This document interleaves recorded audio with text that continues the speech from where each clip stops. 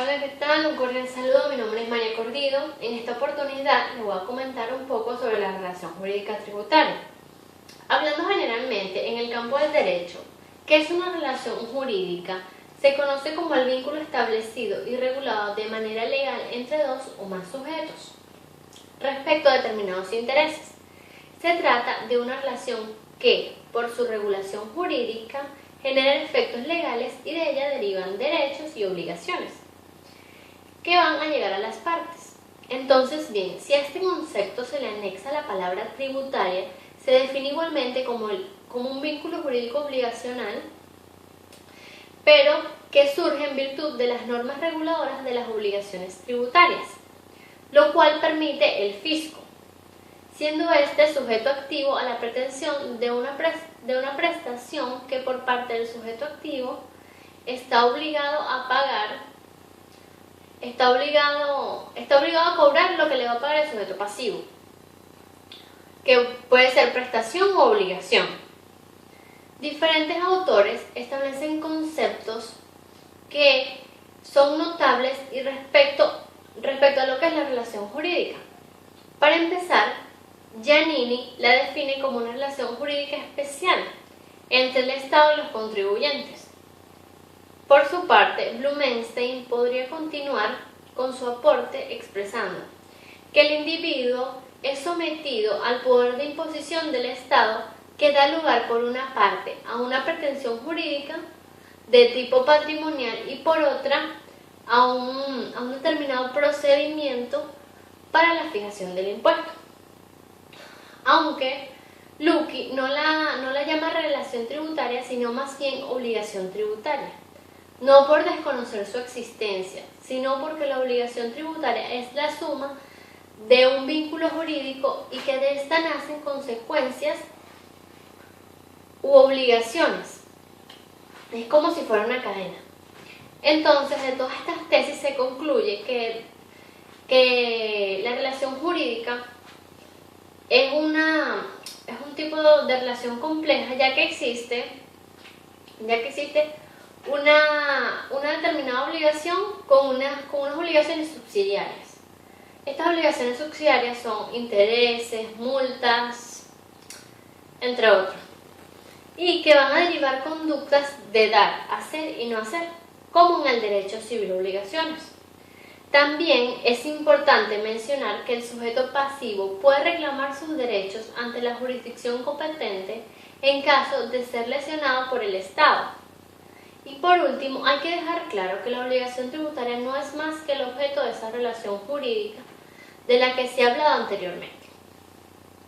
Pasando a la obligación tributaria, es aquella obligación que debe imponer la ley, o que impone la ley de cumplir la prestación que genera una relación entre el Estado y el sujeto pasivo, que tiene como fin último la recolección de tributo, donde no se trata de pagarlo, no solo de pagarlo, sino de soportar y aceptar inspecciones, fiscalización de parte de los funcionarios públicos, los funcionarios competentes, aparte de pagar multas, intereses y otros que se le puedan anexar, pero siempre dependiendo de la ley.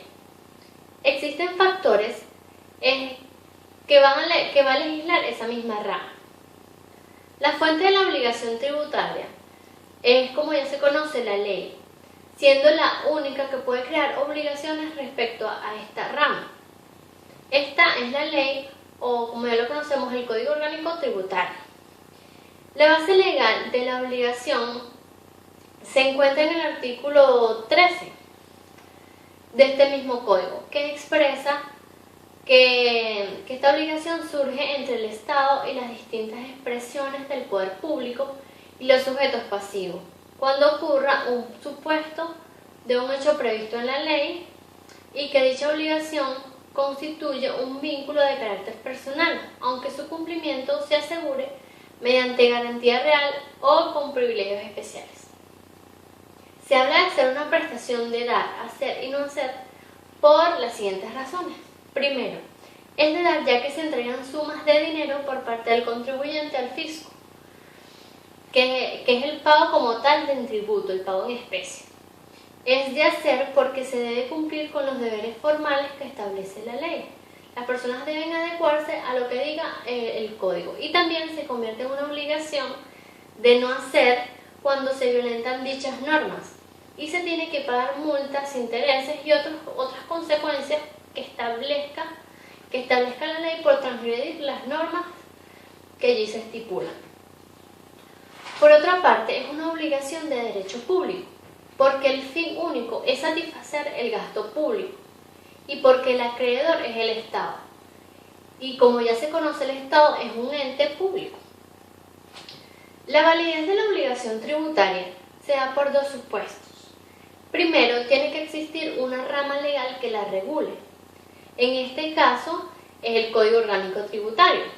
Y segundo, debe materializarse el hecho imponible como situaciones, procedimientos o circunstancias tipificados en esta ley, en este código como ya lo dije. Asimismo, el artículo 15 de este código establece que dicha validez no será afectada por circunstancias relativas a la validez de los actos grabados ni por la naturaleza del objeto perseguido, por los efectos que los hechos o actos grabados tengan en otro tipo de ramas jurídicas, siempre que se hubieran producido los resultados que constituyen el presupuesto del hecho de la obligación. Sus características principalmente son: para empezar, es un vínculo personal entre el Estado y el sujeto pasivo, porque se hace como una relación dependiendo de la ley que regula este tipo de relación. Por otra parte, como ya lo he mencionado anteriormente, es de derecho público y es irrenunciable, ya que el fin perseguido es el interés del Estado y es una norma que está establecida y que es inherente y nadie puede renunciar a esta. Es una obligación de dar porque consiste en la entrega de una cosa a otra o la transmisión de algún tipo de derecho. Su naturaleza es pecuniaria, ya que surge de la prestación de dar cantidades de dinero, sumas de dinero, moneda, etc. Su fuente es la ley, siendo actos emanados del Poder Legislativo y no acepta convenios de los particulares, es decir, no acepta un acuerdo entre el particular y el Estado, por decir, de boca o por contrato. Otra es que nace al producirse el presupuesto de hecho previsto en la ley. Generalmente los tributos son recolectados dependiendo del tipo de presupuesto que tenga el Estado para cubrir las necesidades públicas. Por otra parte, es autónoma frente a otras instituciones del derecho público, ya que no depende de ninguna. Tiene su propia ley, sus propias normas que la regulan. Y su cumplimiento se puede asegurar por medio de la garantía real o con privilegios especiales. Pasando a los elementos de la obligación tributaria, son indispensables en toda relación jurídico-tributaria. Primero, el sujeto activo. Y como ya lo he mencionado constantemente, el sujeto activo lo conforma el Estado o la entidad pública a la cual se le ha delegado la potestad tributaria. Expresamente en la ley, o sea, siempre tiene que determinarlo la ley. Es el cargo de recaudar los tributos en forma directa a través de los diferentes organismos públicos a los que la ley otorga el derecho, como lo son el fisco, el INSE, el Fisco Nacional, Estatal y Municipal, el INSE, el SENA y otro tipo de organismos del Estado. Tenemos el sujeto pasivo, que es el deudor, el particular, o puede ser una persona natural o jurídica. Es el contribuyente, deudor o sustituto. La ley es la encargada de determinar quién es la persona obligada al pago del tributo, sea persona natural, como ya lo dije, o jurídica. Esto lo va a establecer el artículo 19 del Código Orgánico Tributario. Puede existir sujetos pasivos solidarios, primeramente que son aquellas personas respecto de las cuales se verifique el mismo hecho imponible en los demás casos, ella debe ser expresamente establecida por la ley. Aquí, como en el derecho civil, surte los mismos efectos que vendrían siendo que si uno de los obligados cumple con su deber formal, ello no libera a las demás personas, en los casos en que la ley o el reglamento exigiere el cumplimiento de cada uno de los obligados. La remisión o la exoneración libera a todos los deudores, salvo que ello haya sido concedido individualmente. Aquí el sujeto activo podrá solicitar el cumplimiento de los demás obligados, con deducción de la parte proporcional del beneficiario, que sería el sujeto activo. Otra es que no será válida la renuncia a la solidaridad, es irrenunciable. Y la interrupción de la prescripción en contra de uno de los deudores es oponible a los demás. Siguiendo con el mismo orden de ideas, la ley toma por contribuyentes a las personas naturales aunque sean menores de 18 años, a las personas jurídicas y demás entes colectivos, así como también las entidades colectivas. Existe también el caso en que el contribuyente sea un fallecido, y en este punto la obligación estará a cargo de los sucesores.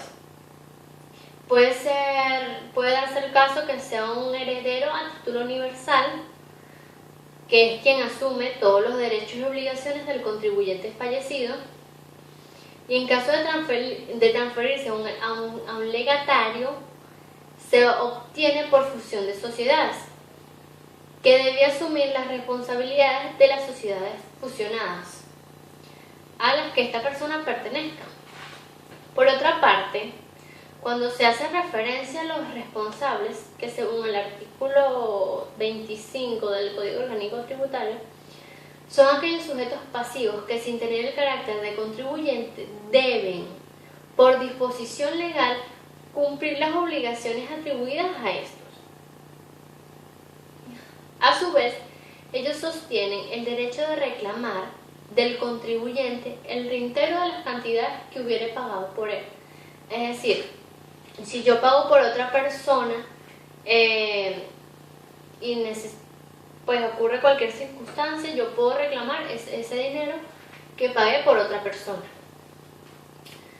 Hay varios tipos de responsables que vendrían siendo, para empezar, los responsables directos, en calidad de agentes de retención o de percepción del tributo correspondiente, que deben realizar estas acciones, y estas personas designadas por la ley, por así decirlo, deben administrar previa autorización legal.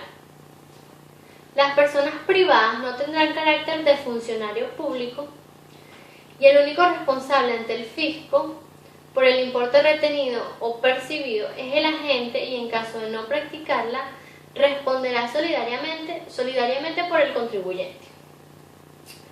Por otra parte, si se efectúa la retención sin norma que lo autorice, responderá de ello ante el beneficiario, que podrá solicitar el reintegro a la administración si se hubiera enterado de la retención indebida. Segundo, los responsables solidarios son aquellos padres, tutores y curadores de incapaces, pero también pueden ser directores, gerentes o representantes de personas jurídicas o demás entes colectivos con personalidad que ya haya sido reconocida. Así también serán los que dirijan, administren o tengan disponibilidad de los bienes de entes colectivos o unidades económicas que carezcan de personalidad jurídica. Aplica para los mandatarios, los síndicos y liquidadores de quiebra o sociedades, y de igual forma serán los administradores judiciales o particulares de las asociaciones que se hayan obtenido. A su vez, los socios o accionistas de las sociedades liquidadas y todos los demás que vaya a establecer la ley, que sean calificados como responsables solidarios. En este caso, la responsabilidad se limitará al valor de los bienes de que se trate o tengan, y de aquí subsistirá como tal la responsabilidad respecto a los actos que se hagan en vigencia de la representación o del poder de la administración. Asimismo, serán responsables solidarios los adquirientes de fondos de comercio, del activo y del pasivo de empresas o entes colectivos que tengan o no tengan personalidad jurídica. Pasando ya al punto del domicilio tributario, se puede entender como el lugar de localización del obligado a pagar el tributo, o lo que es lo mismo, el sujeto pasivo, en relación con las relaciones existentes, valga la redundancia, entre este y la administración tributaria. Un autor llamado Villegas considera el domicilio de dos maneras. Primero, con respecto a las personas físicas, que expresa que es el lugar de su residencia habitual, y subsidiariamente el lugar donde ejercen sus actividades normalmente, o actividades específicas, ya sea industriales, comerciales o profesionales. Y en segundo, a lo que respecta a las personas colectivas, considera el mismo autor el domicilio, el lugar donde está su dirección o su administración efectiva, y subsidiariamente en caso de no conocerse tal circunstancia, el lugar donde se halla el centro como tal de su actividad. Como se ve en otras ramas del derecho, el ámbito de aplicación es por hechos ocurridos dentro del territorio venezolano, y también puede ser fuera de este, pero siempre y cuando el contribuyente sea de nacionalidad venezolana o esté domiciliado en el país. Es por esto que los sujetos pasivos domiciliados en Venezuela, donde se puede aplicar este derecho por su ámbito espacial, van a ser primero las personas naturales, nacionales o no, que hayan permanecido en el país por un periodo de más de 183 días en un año. Las personas naturales que hayan establecido su domicilio o su residencia en el país, salvo que el año del calendario, salvo que en el año del calendario permanezca en otro país por más de 183 días y acrediten haber adquirido la residencia para efectos legales en ese otro país.